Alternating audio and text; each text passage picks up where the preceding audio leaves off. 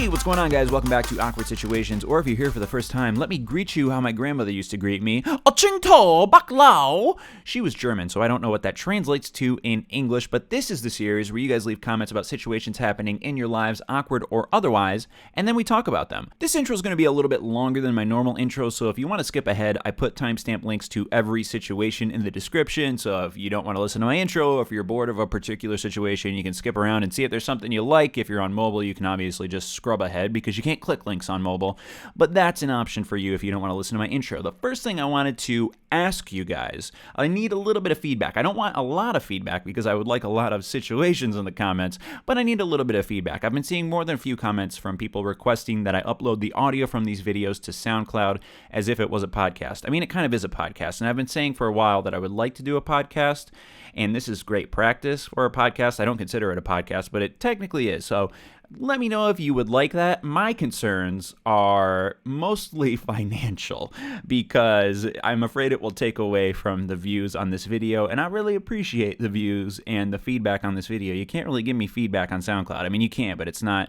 a one-way. It's a one-way conversation. It's not a two-way conversation on SoundCloud. It's just people that comment and say, hey, this is cool, but I can't really reply to those people. So I would prefer if people just watch it on YouTube, but I want to convenience people who have to drive a long ways and would like to listen to this on a drive. Maybe I'll find a way to put it on the podcast center. I don't know. Let me know your guys' thoughts on that. If you want to buy YouTube Red, then you could just close the YouTube app and it'll be no problem. But I understand people aren't caked up like me. I'm not caked up, but I do buy YouTube Red because I'm a company man. That's an option. Don't do it, but please do it. I need the money. Don't do it. Do it. Last thing I wanted to cover before we get into the first awkward situation is I wanted to address two comments that I see frequently for awkward situations. One is, Joel, I don't know how to talk to a girl. How do I talk to a girl? And the second one is, I want to tell this girl I have feelings for her, but I don't want to ruin our friendship. So I would never put those in a video. If your situation is slightly related to something about that, I might put it in a video, but I would always lean no, because the answer to the first thing is Google how to talk to a girl, or just get the balls to do it. I regret not talking to a few girls in high school, and I wish I would have had the balls to do it, so there's no other ways to say it. Just get the balls to do it, or get the uteruses to do it. Women, there's only one uterus. Damn it, I don't know anything about sex. The second situation, I don't want to ruin our friendship by telling this girl I have feelings for her. Well, let me tell you something. A friendship is a two-way street, and you need to both have the friendly feelings to be a friend. But if one of you has the affectionate feelings and the other one has the friend feelings, then you're not a friendship anymore. Imagine those two friendship things are tectonic plates. You're causing an earthquake with your affection feelings, right? They're rubbing up against each other. So you need to address that. And if your friendship is ruined, so be it. It may be ruined. It may not be ruined. I had this situation happen in high school where I told a girl I had feelings for her and she did not reciprocate. So that was a major bummer. A lot of sad masturbation ensued, but that's okay. I got over it and we became friends later after a month of being not so good friends, I would say. I was over it and then I was just fine with her. I still thought, man, if she wanted to date me, that'd be cool, but I was fine with being her friend. So if you have feelings for a person and you think they reciprocate those feelings, not some girl just took 2 stares at you in one class and you're like, oh my God, she might like me. If you're close to a person and you think they might have feelings, I would bring that up, because what is even harder than being rejected is not asking in the first place. The worst situation would be seeing this hot-ass girl you had a crush on, or hot-ass guy you had a crush on. 15 years later, they have 2 kids, and they say to you, oh my God, I had such a crush on you in high school. Just pull out a gun and blow your fucking brains out because you made a mistake. Do not do that. Let's get on to the awkward situations. I've rambled on too long. I just kind of wanted to discourage or curve people away from commenting about those situations because I see them so often. I wanted to filter the comment section a little bit. I hope you guys understand. I'm sorry this intro took so long. Let's get into the first awkward situation right now. Hey Joel, I fell asleep whilst my girlfriend was performing a certain act on me. It was a really long day and I was extremely tired, but now she says she's never going to do it again. What do I do? I wish I had a discount code to one of those websites that you can buy flowers from, because this would be a great time to insert my code EPIC for 20% off 1-800-Flowers.com, because you need to buy a fuck ton of those flowers or do something to apologize to this woman. That is an unfortunate situation that I'm glad has never happened to me. The beaches keep you engaged usually. I understand you had a long day and it's a relaxing thing to do. Just have some fun with your lady friend or your guy friend. You didn't specify, and it's the same feeling inside the mouth either way. But you need to apologize as much as possible. And then once you've apologized a lot, apologize a couple more times. I've never had this happen to me, so I cannot relate to your situation. Obviously, I've upset my romantic partners before, and that happens. You got to apologize and move on. But I have fallen asleep masturbating before, and that's a very jarring feeling, to be tired, dozing off while working a large steel rod in your hand, and then you wake up and you have a shriveled little caterpillar in your hands. It's a very emotional roller coaster, I guess I would say. Not really. Actually, now that I think about it, I might have said this before, but Megan and I were messing around in college, and she's very ticklish, so we were on the top bunk in my dorm room, and I did something that made her karate kick my neck, and I thought I broke my Adam's apple. I just couldn't breathe for about 20 seconds, which was totally fine. I wasn't freaking out. I had a rush of adrenaline, and I was seeing spots, but then after that, it was okay, and she apologized a lot for that, but it was kind of my fault because I kind of was tickling her. I don't know. That was some weird foreplay. I was 18. What the fuck am I going to do? I don't know how to do things, but it was a rough situation. I was very scared. My head hit the ceiling, and I got karate chopped kick to the neck. You don't karate chop kick. I wasn't in Taekwondo or whatever it is where you learn how to do the kicks like Jackie Chan and Bruce Lee. But it really hurt. So that was an awkward situation on her part, and she apologized. I might have said that on this video before, awkward situations. Last week I told the story about how my grandma walked in on me naked, and apparently I had said that before. You guys know, if you're loyal subscribers to this channel, that I have the world's worst memory. So I'm sure I've said that probably 3 times on this channel, but I just wanted to bring it up because it does relate to the situation, and I always like to start with something light, usually sexual. So let's move on to the second awkward situation right now. Not all of the situations today will be sexual, but this one, like the last one, is quite sexual. Dear Nobody, last week I had my girlfriend over at my house. Keep in mind, I'm only a teenager, so I'm still living with my parents. Anyway, we went up to my room and stuff started getting a little frisky. Eventually, I went in for the old finger maneuver, and about 3 or so minutes through, I realized there was blood on my hand. Her period kicked in right then in there at the worst time possible. So I tell her, and she goes to the bathroom. While she was cleaning herself up, I realized there was a blood stain on my bed sheets, and before I could do anything about it, my dad came in the room, and I'm pretty sure he saw it. That night I cleaned it up, but it still feels very awkward around my girlfriend and parents. Please give me advice, like, so Joel can see this. I actually sat on this situation for a couple of weeks because, as you can see, it got a lot of likes. It's incredibly awkward. That's the kind of thing I'm talking about when I say an awkward situation. But I have never had anything like that happen to me. And let me just say to any ladies watching, the 5% of you that watch my videos, 5% or so, you know, that number goes up or down. I really feel bad that that happens. I do not get upset that women can use their bodies for fame and fortune because their bodies bleed sometimes, and it seems to hurt. And I would not like if my body spontaneously bled. That is a rough problem to have. There is a whole industry created preventing women from bleeding out of themselves. Shouts out to you, Playtex, Kotex. I don't know if it's the same thing. I've had to buy them for my wife before, but yeah, that's a whole industry. What do you do for a living? Oh, I make the things that stop women from bleeding from their vaginas. What's up? Here's my business card. I don't need this. I'm a guy. What the hell? I love and respect women, but I am happy to be a man. They've got it tough. You got to admit, that is some rough stuff. But if I were you, I would take a couple of days off of hanging out with your girlfriend around your parents. Time heals all wounds. Things become less awkward. I know I've said this story before, but just to rehash it for the purpose of answering this young man's questions, I had a girlfriend in high school who is no longer my girlfriend. Obviously, I have a wife now.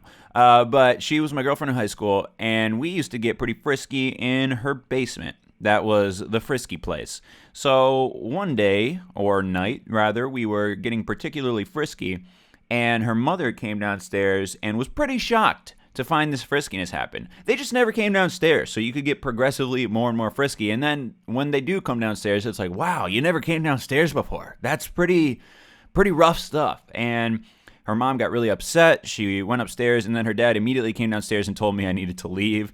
And he just stared at me, and it was very weird and sad. I don't fully remember it. I think my memory has blocked out some of that awkwardness. I don't remember a lot of things, as I have stated before in this episode, but I also do this thing where I block out particularly rough memories. My last basketball game I ever played in was a terrible, terrible loss, and I don't remember most of it. I'm worried that one day I'm just going to have this mental breakdown where every bad memory stored in my head explodes, and then I become a serial killer. I don't know. It's a very scary thought, but that's neither here nor there. But let's focus on this young man's problem.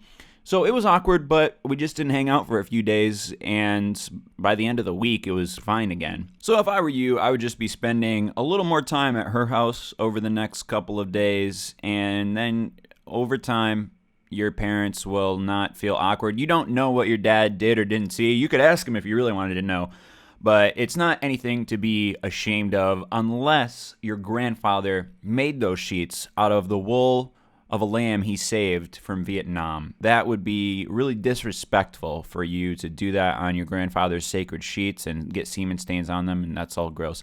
But other than that, I don't think it's a big deal.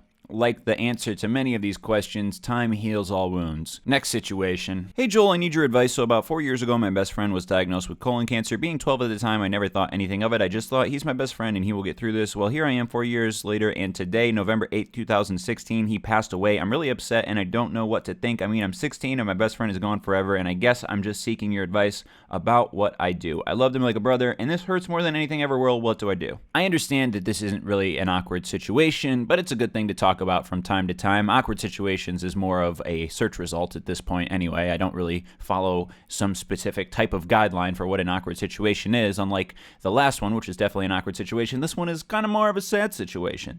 And I would definitely seek out some counseling if I was you. That's a really young age to lose a friend. I lost a friend when I was 14 years old, my freshman year of high school. The guy who I had shared a locker with for all of middle school and my first couple of months of high school freshman year, he passed away, and it was real sudden. I was going to play a basketball game, so I was getting my stuff out of my locker after school, and he was getting his stuff out of his locker after school, because you get your stuff out of your locker and then you either go home or go to do whatever you were going to do. I was going to play in a basketball game. He was going to go home and hang out with some friends. And I went to go play in that basketball game. Before I left, I said, bye, man, have a good day. And he said, bye, or whatever, you know, what you say to people when you're leaving. And I go to play in that basketball game. We win. And when we get into the locker room, our coach is pretty upset, which was very weird. He gets to the locker room before us, so we walk in. We're all happy from our win. He's pretty upset, and he tells us that he needs to tell us something very serious.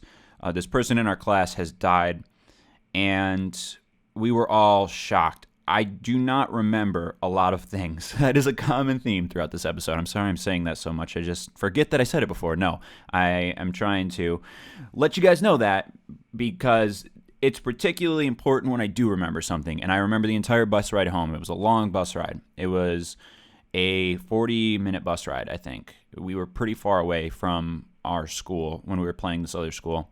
And I just kept listening to a particular song over and over again, Life Goes On by Tupac. I don't know why I chose that song, but I just remember listening to that over and over again. And I was pretty grief-stricken. Some of my friends more than others. I have a tough time processing grief. If someone really close to me were to die, I know I would be very sad, but I don't get so sad in the moment, as in crying.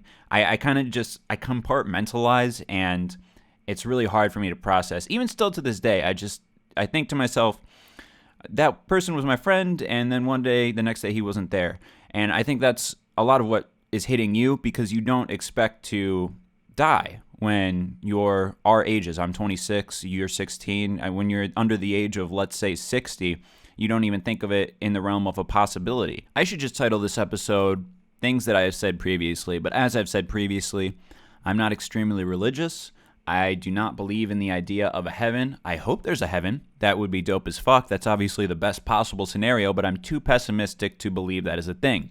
What I do believe is that there is already a known, proven way to live beyond your own lifetime, and that is to leave an impact on people and be kind to people and live on in their memories. A legacy, I suppose, is what you would call that. I always think of this quote that has been paraphrased and chopped up over the years. I don't even know if there would be a way to tell who the original author is, but it's this quote that I've seen many times in many different forms. They say you die twice. Once when you stop breathing, and the second a bit later on when somebody mentions your name for the last time. And I think about that often because I want to be kind to people and have an impact on people so that on that unfortunate day when my life comes to an end, people will think that guy was a great guy and my life was better because he was in it. And I think that is the impact that this person had on you. Clearly, this is a person that was very close to you, and I think you can say the same thing about him. He had an impact on your life because he was in it, and the end of his life is a reminder about how fragile life is, and it's a lesson for you to make the most of your time on this earth. We don't know how long we have, and we constantly get reminders that we are mortal and time is finite. And then you ease into things and you forget that that's a thing, and then another tragedy happens and you get that reminder once more, or maybe that tragedy is going to happen to you. It's kind of a rough topic to talk about. I'm sorry that we're kind of going into some sad territory here, but it's an important thing to think about. I believe it's important to think about death because it's the way that I personally try to make the most of my time, knowing that there isn't a lot of time. I procrastinate constantly. And the only way I break myself out of those habits is by saying, why are you wasting time? Well, I mean, there is not that much time. I'm just rambling at this point. I'm going to end this. That was just a thought. I hope that you are okay, man. Please get help if you need it. I'm sorry that happened to you, and we're going to move on to the next situation. Hey, Joel, this isn't as much an awkward situation, but more an awkward life. I'm 17 years old, and I just hit 6'7". I like being tall, but there seems to be plenty of drawbacks. For example, difficulty in putting on weight, finding clothes that fit, and dealing with annoying nincompoops who think that I haven't seen myself in a mirror and must point out that I am longer than the average human being. Being a viewer for a few years, I know you can relate, and I'm sure you have some good stories to share. I'm interested in hearing any advice you have for me for now or the future. Any reply would be great. Thanks. First of all, here's the stores that you can shop at, and you can only buy these clothes online. But I get my clothes from American Eagle. They have tall sizes. Gap tall sizes. Old Navy tall sizes. Banana Republic tall sizes. If you want to spend more money, J. Crew has tall sizes. And then websites like ASOS, I don't know how to say that. They sell kind of streetwear clothing. They have longer clothes. Honestly, the Portland hipster clothing movement is the best thing to happen to the fashion industry in a very long time because now people want to wear longer clothes. And longer clothes to me are normal clothes because I am also 6'7" 3/4 inches. Sometimes I say I'm 6'8", but when I was 17, I was also as tall as this gentleman. And it is rough trying to find clothes that fit. That is the number one most frustrating thing. If I was shorter, I would wear a lot of different types of clothes because I like to express myself and fashion is cool to me, but I can't really express myself as easily at a certain height, the height that I'm at. So that frustrates me. But those are your clothing options, man. There's also a great subreddit for this, r/tall fashion advice. They have a list of clothing stores on the sidebar that sell longer clothes or sell tall size clothes. I'm a r/tall fashion advice subscriber. But stories to share, I don't have any great tall stories. I experience that too when I'm in the grocery store. Sometimes a small kid will come up to me or a very weird adult. I don't know why you would say this to another adult and say, wow, you're tall. There's no response to that. What do you say to wow, you're tall? I can't say, wow, you're shorter than me. I mean, I could say that, but then I don't know if they would say, hey, that's awkward. Maybe that would teach them a fucking lesson. Hey, maybe it's awkward to say I'm tall to me. But it's very weird. I just say thank you because I don't know if they mean it as a compliment or they just don't know how to speak. I mean, usually it's a small child, so small children can say whatever they want. They say the darndest things, but sometimes adults come up to me and say, wow, you're tall, and it's just very weird. I don't like it, to be honest. I wish I wasn't as tall as I am. I have back problems. That's frustrating. It could be a lot worse, though. I could be in a wheelchair. I could be many other worse scenarios in my life, so I never complain about it, but I should work out more. And I used to go to a chiropractor a lot. I used to do physical therapy a lot, but now I just kind of take ibuprofen a couple of times a day and use heating pads like a grandfather. My wife must find me so sexy. I'm pure masculinity. I use a heating pad and a pillow when I'm working in my office playing video games. Just the perfect male form is how I would describe myself. That's frustrating, so if I were you, I would stay in the best physical shape possible because putting on weight is honestly the benefit. The fact that I'm assuming you mean you cannot put on weight because that's what I cannot do. I've had trouble putting on weight, except I've put on weight in the past couple of weeks. I weighed myself yesterday and I was 210, so that's about 10 pounds heavier than I like to be. I think overweight for my height would be about 220, so I just got to stay under 220. And I should be getting back to the gym. Just with the November, December YouTube grind, I haven't really been exercising, and it makes me feel disgusting. Honestly, I feel disgusting today.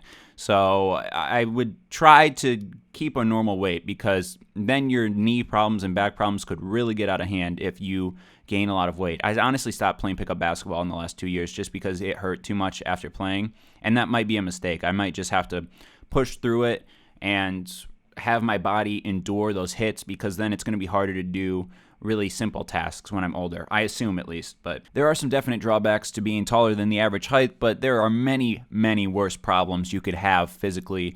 And on the positive side, girls usually like taller guys, or if you're gay, I bet gay guys like taller guys too. If I was gay, I'd like to have a big sexy giraffe mount me, or take a ride on a man roller coaster.